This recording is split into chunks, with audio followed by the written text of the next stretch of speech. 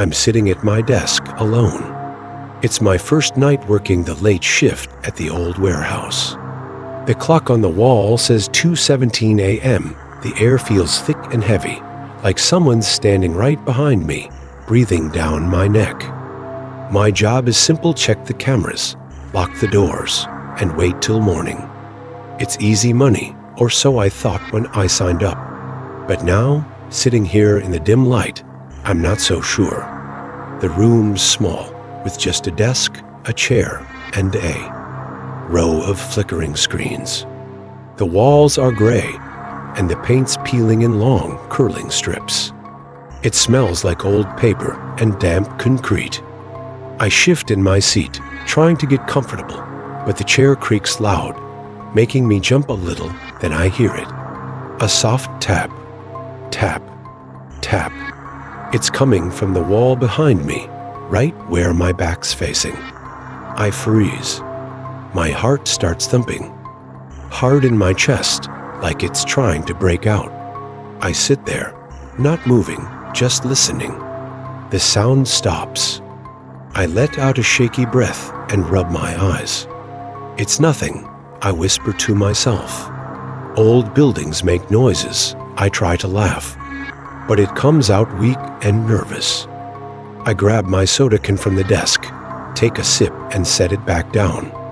The cold metal feels good against my sweaty hand. I'm about to turn back to the screens when it happens again. Tap, tap, tap. Faster this time, sharper, like fingernails scratching. To get in, I whip around, my chair squeaking loud in the quiet. My eyes lock on the wall. It's just a plain gray wall, nothing special. The paint's chipped, and there's a little cobweb in the corner, swaying like something just brushed it. I squint, leaning closer. That's when I see it, a tiny crack. It's thin, like a single hair, running down the concrete. I don't remember seeing it before. I've been in this room all night, and I swear it wasn't there when I started my shift. My stomach twists. I grab my flashlight from the desk, my fingers fumbling with the switch. The beam clicks on, shaky in my hand, and I shine it at the wall. The light dances over the crack, making it look deeper than it should. I stand up, my legs wobbly, and step closer. The tapping's gone now, but the silence feels worse, like it's hiding something. I reach out, my fingers hovering over the crack. It's cold, colder than the rest of the room. I pull my hand back fast, like I touched something alive. "You're freaking yourself out, Jake," I mutter. I turn back to the desk, ready to sit down and forget it. But then the tapping starts again, loud and quick. Tap, tap, tap, tap. It's not just the wall now, it's moving, like whatever's making it is crawling inside the concrete. I spin around, shining the light everywhere, up, down, side to side. The crack's bigger. Not a lot, but enough. It's wider, darker, like something's pushing it open from the other side. My mouth goes dry. I stumble back, bumping the desk. The soda can tips over, spilling sticky liquid across the papers. I don't care. My eyes are glued to that crack. The tapping stops again, and I hold my breath, waiting. Nothing happens. The room's quiet, except for the hum of the screens. I let out a long sigh, trying to calm down. "It's fine," I say out loud, my voice shaky. Just the building, but deep down, I don't believe it. I sit back down, my hands trembling, and glance at the clock. 2:20 a.m., only 5 hours to go. I don't know it yet, but that crack's just the start. Something's waking up in this place, and it knows I'm here. By a.m., I'm jumpy. The tapping from earlier has stopped, but my nerves are still buzzing. The lights in the security room flicker on, off like they're teasing me. I'm sitting at the desk, staring at the camera screens. There's 10 of them, lined up in 2 rows, showing every corner of the warehouse. It's a big place, dark and quiet, filled with stacks of boxes that look like shadowy giants. I sip my soda, the one I spilled earlier, already wiped up with a napkin. The sweet fizz helps me stay awake, but my eyes keep darting to the wall behind me, to that crack. It hasn't made a sound since I sat back down, but I can't shake the feeling it's watching me. I lean back in the creaky chair, rubbing my face with both hands. "Get it together, Jake," I mutter. That's when I see it on screen 7. A shadow moves. It's tall and thin, like a person stretched out too long, all wrong and wobbly. My stomach flips hard, like I just dropped down a roller coaster. I lean closer, my nose almost touching the screen. The shadow slides across the wall in the loading bay, smooth and slow, then it's gone. I blink fast, thinking maybe my tired eyes are playing tricks. I check the other screens, screen 1, screen 3, screen 10. Nothing. Just empty aisles and dusty boxes. Maybe it's a glitch, I think, but my hands are ice cold now, and my heart's racing again. I rewind the footage. On screen 7, my fingers shaking as I hit the button. The timestamp rolls back 10 seconds. There it is again, the shadow. It's clearer this time. It's not just tall, it's got long, skinny arms that bend in weird places, like they're broken. It moves slow, like it's sneaking, like it knows I'm watching. My throat gets tight and I can barely swallow. I hit pause and stare at the frozen image. The shadow's half off the screen now, like it's stepping out of sight. I grab the radio from the desk, my sweaty palm slipping on the plastic. I need to call my boss, tell him something's wrong. I press the button and say, "Hey, Mike, you there?" Something's on the cameras. Static blasts through the speaker, loud and scratchy. I wince and hold it away from my ear. Then, through the noise, a whisper cuts in. "Jake," my name, clear as day, in a voice I don't know. It's low and raspy, like it's coming from somewhere deep. I drop the radio. It hits the floor with a loud clack and bounces under the desk. My chest heaves, and I'm breathing fast, too fast. I didn't tell anyone my name tonight, not Mike. Not the guy who trained me, nobody. I scramble to pick up the radio, my hands shaking so bad I almost drop it again. I press the button. "Who's there?" "Mike?" More static, then silence. No answer. I sit back up, my eyes darting to the screens. Screen 7 is empty now, but screen 4 flickers. The shadows, they're closer this time, standing in the middle of an aisle. It's facing the camera, but I can't see a face, just a dark blur where one should be. My skin prickles, like ants are crawling all over me. I grab my flashlight and clutch it tight, even though I'm not ready to leave the room. The lights flicker again, and when they steady, the shadow's gone. But I hear something new, a faint scrape, like something dragging across the floor, far away in the warehouse. It's getting closer. I don't know what it is, but I know it's not a glitch. Something's out there, and it's looking for me.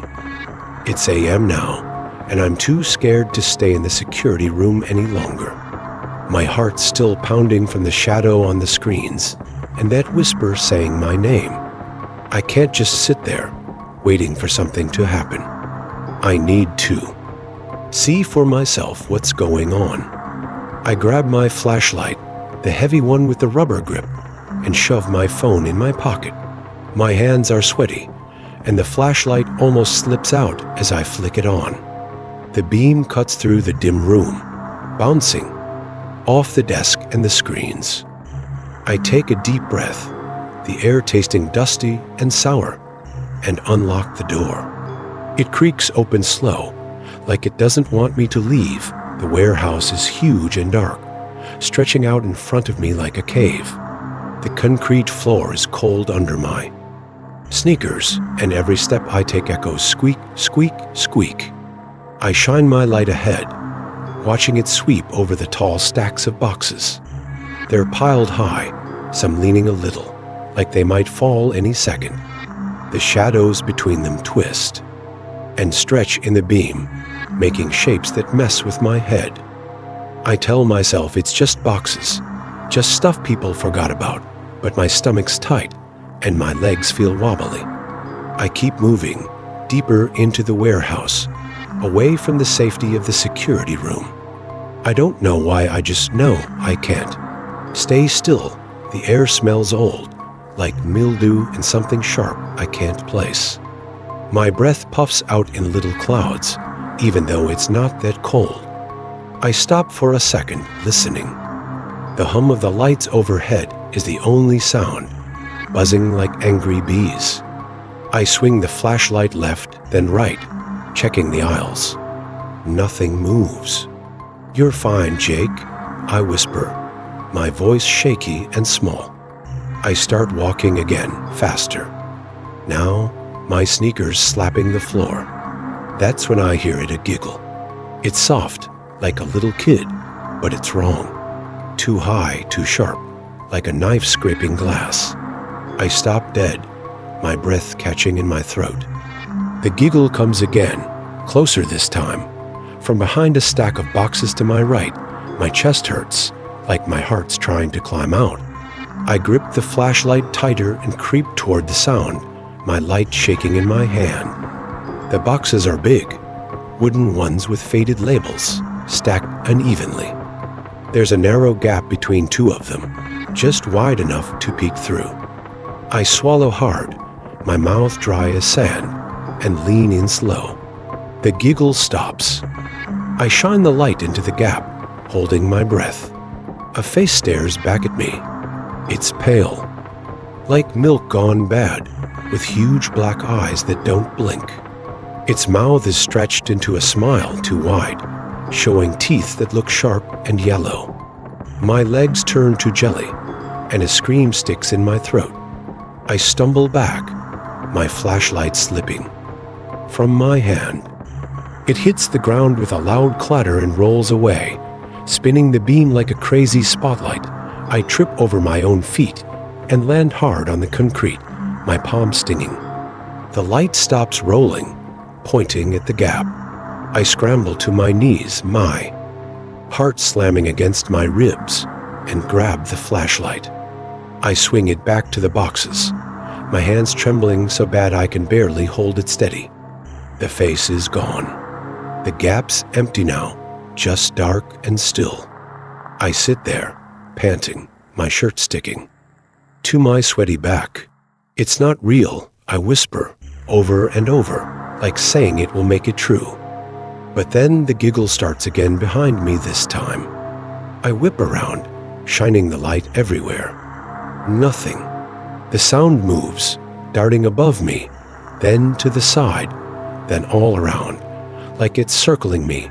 I get up fast, my knees shaking, and back, away from the boxes. The giggle fades, but my ears are ringing. I turn to run, my sneakers squeaking loud, when I hear something else, a low scrape, like nails on wood. It's coming from inside one of the crates. I freeze, my light locked on. The nearest box. It's old, with splintered edges and a big crack running down the side. The scrape comes again, slow and deliberate. My skin prickles, and I take a step back. The box shakes just a little, but I see it. Dust puffs out from the crack, floating in my flashlight beam. I don't wait to see more. I turn and bolt, running. Back toward the security room, the giggle chasing me through the dark. My lungs burn as I reach the door, slamming it shut behind me. I lock it and lean against it, gasping. My flashlight still in my hand, the beam shaking across the room. I slide down to the floor, hugging my knees. The giggle's gone, but I can still hear it in my head, sharp and cruel. I don't know what I saw, but I know it wasn't human. And I know it's still out there, waiting for me to come back. I'm back in the security room by AM, my whole body shaking. I slam the door shut and twist the lock so hard my fingers hurt. My shirt soaked with sweat, sticking to my skin like a wet rag. The air feels heavy, like it's pressing down. On me. I stumble to the desk and collapse into the chair, my legs too weak to hold me up anymore. My flashlight still clutched in my hand, the beam bouncing off the walls as I try to catch my breath. My chest heaves, and my throat's so dry it hurts to swallow. That face in the warehouse, those black eyes, that awful smile, it's burned into my brain. I can still hear the giggle, echoing in my ears like a bad song that won't stop. I set the flashlight down, my hands trembling, and rub my face hard. It's not real, I tell myself, my voice cracking. You're tired, Jake. You're seeing things. I want to believe it, but deep down, I know it's a lie. The shadow on the cameras, the whisper on the radio, the thing between the boxes, it's all too much. I glance at the screens, half expecting to see that face staring back at me. They're still on, flickering a little, showing the warehouse in grainy black and white. Everything looks normal, now boxes, aisles, shadows. No creepy figures, no movement. But I don't trust it. I don't trust anything in this place anymore. I lean back in the chair, trying to calm down. The room's quiet, except for the hum of the screens and my own shaky breathing. My eyes drift to the desk, looking for something to focus on, something normal. That's when I see it writing. Big, messy letters scratched into the wood, right where my soda can was sitting earlier. Stay. My heart stops for a second, then slams back hard. I blink, thinking maybe I'm imagining it, but the word's still there, carved deep like someone used a knife. My chest tightens, and I can't breathe right. I didn't write that. I know I didn't. I've been gone, out in the warehouse, running from that thing. No one else is here. No one. I grab a cloth from the desk drawer, my hands fumbling, and scrub at the word. The fabric scratches against the wood, but the letters don't fade. They feel deeper now, like they're sinking into the desk. My stomach twists, and I scrub harder, my knuckles turning white. Come on, come on, I mutter, panic rising in my throat. The lights flicker off, then on, and I freeze. When I look down, more words are there, right under stay, big jagged letters that say forever. I yell loud and sharp and kick the desk hard. The chair rolls back, hitting the wall with a thud. My foot throbs, but I don't care. The words stare up at me, mocking me. I stand there, panting, my hands balled into fists. The screens blink, all 10 of them at once, like they're waking up. I turn slow, dread pooling in my gut. Every camera shows the same thing now, me. It's me, sitting at the desk, staring at the screens. But I'm not moving on the footage. I'm just sitting there, smiling that wide, creepy smile I saw on the face in the warehouse. My real face doesn't feel like smiling, I'm terrified. Sweating, shaking. I look down at my hands, clenched tight, then back at the screens.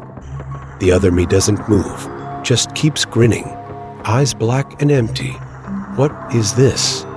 I shout, my voice bouncing off the walls. I grab the radio, desperate for anyone to answer. Mike. Somebody. Help me. Static crackles. Loud and harsh, then cuts out. Silence. I drop it and stumble back, my hip banging into the desk. The lights flicker again, longer this time, plunging the room into dark for a full 3 seconds. When they snap back on, the screens are blank, just gray static. My reflection's gone. I let out a shaky laugh, thinking maybe it's over, but then I hear it a low hum, like a voice trapped in the walls. It's coming from everywhere, soft and steady, saying my name over and over. Jake, Jake, Jake. I spin around, looking for the source, but there's nothing, just the desk, the screens, the locked door. The hum gets louder, buzzing in my skull. I clap my hands over my ears, but it doesn't stop.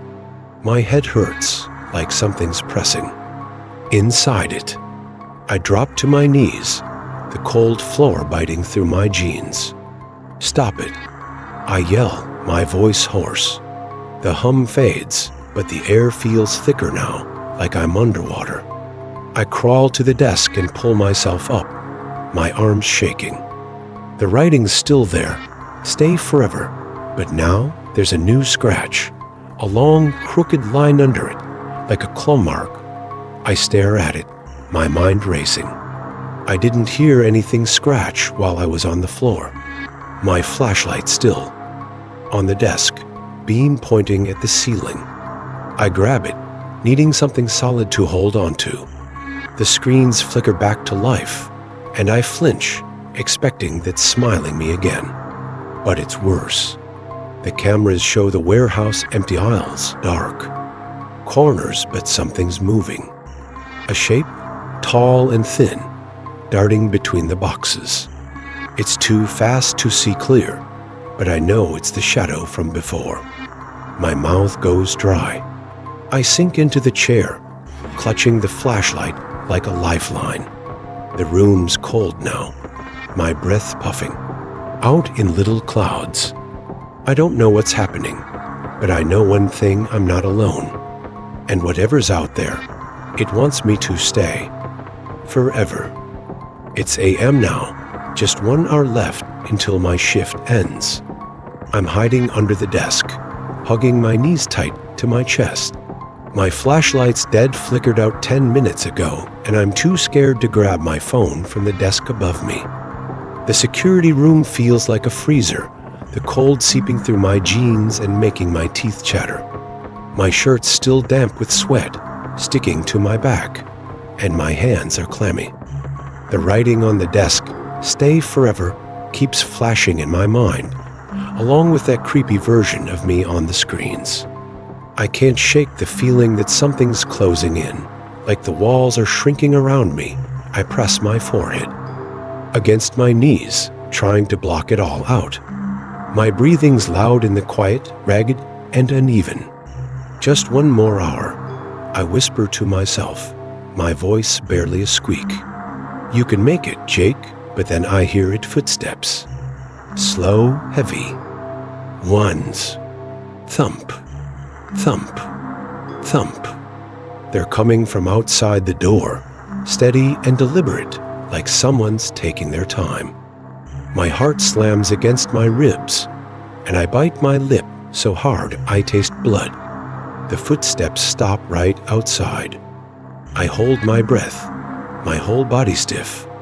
The door handle jiggles, a soft rattle that makes my stomach drop. I squeeze my eyes shut, praying. It's locked tight. It is, I know it is, but the sound keeps going, jiggle, jiggle, jiggle, like something's testing it, then silence. It's worse than the noise. My ears strain, waiting for the next sound. I crack my eyes open, peering out from under the desk. The room's dim, lit only by the faint glow of the screens above me. I can't see the door from here, just the edge of the desk and the wall. My legs ache from being curled up, but I don't dare move. Minutes pass, maybe 5, maybe 10. My chest burns from holding my breath so long. I let it out slow, quiet as I can. That's when I see it, a shadow on the floor, stretching from the door. It's long and warped, like something tall and twisted is standing there. My throat closes. Up, and I press a hand over my mouth to keep from whimpering. The shadow doesn't move. It just sits there, spilling across the concrete like spilled ink. I stare at it, my eyes watering from not blinking. Then I hear a new sound, a low mutter, like someone talking under their breath. It's coming from the corner of the room, not the door. My head snaps that way, and my blood runs cold. There's something there, hunched over, facing the wall. It's tall, with arms too long, dangling down past its knees.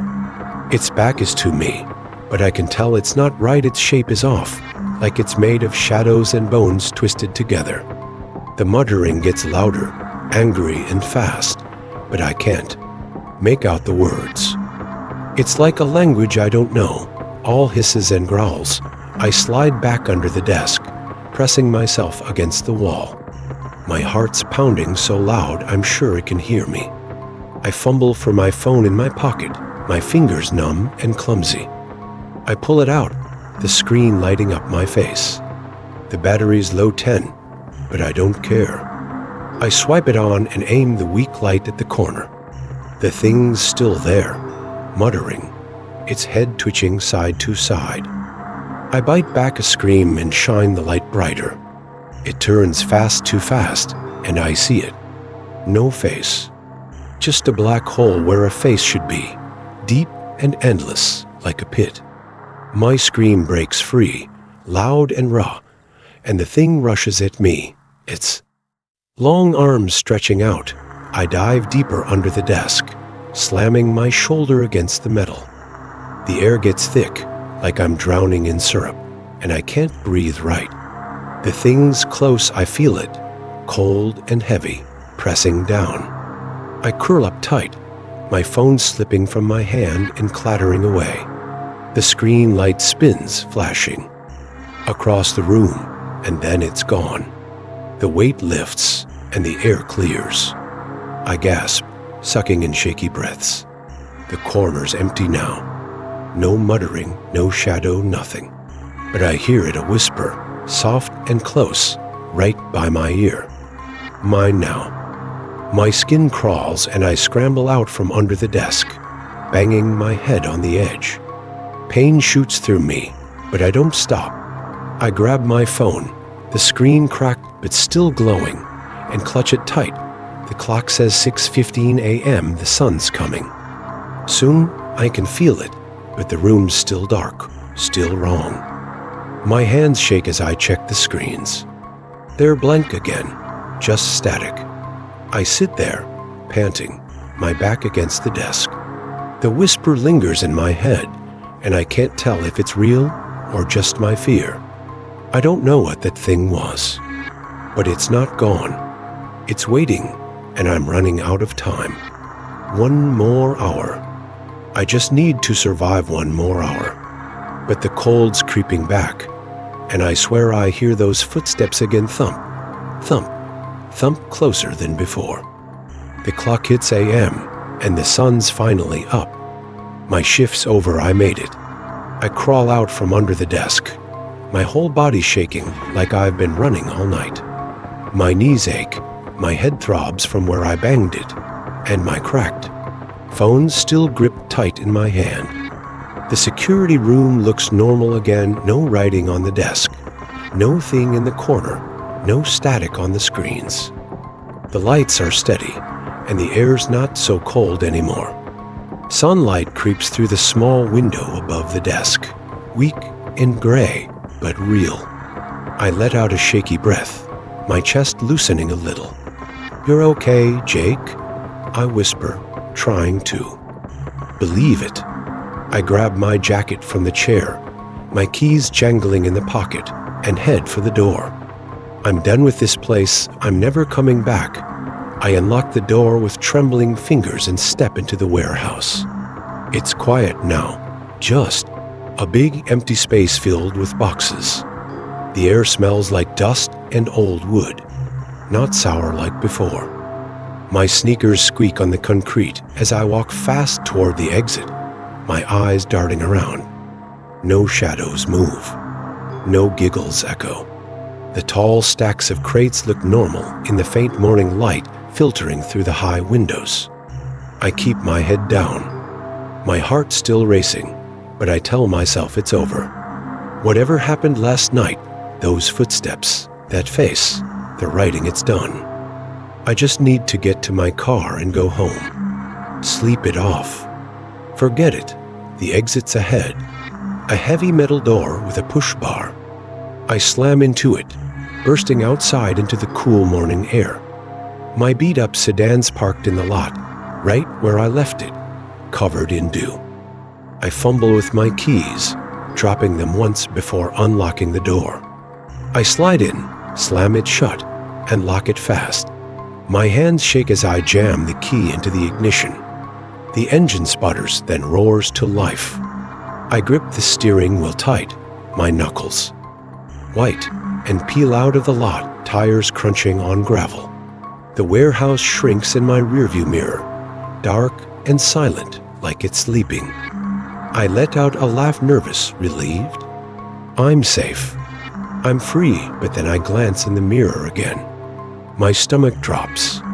The warehouse is still there, looming, and I see something me. It's me, standing at the exit door, waving slow and stiff.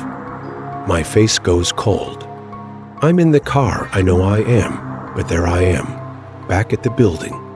I blink hard, thinking it's a trick, but he's still there. Closer now. I swerve a little, my tires squealing, and check again. He's in the back seat. That other me, sitting right behind me, with that wide, awful smile and black, empty eyes. My heart stops, and I yell, jerking the wheel. The car fishtails, and I slam on the brakes. The radio crackles to life, static buzzing loud. Then a voice cuts through. "Stay forever, Jake," it says, low and calm, like it's talking right. To my soul, I scream and throw the door open, tumbling out onto the road. The car lurches forward, still running, and crashes into a ditch with a loud crunch.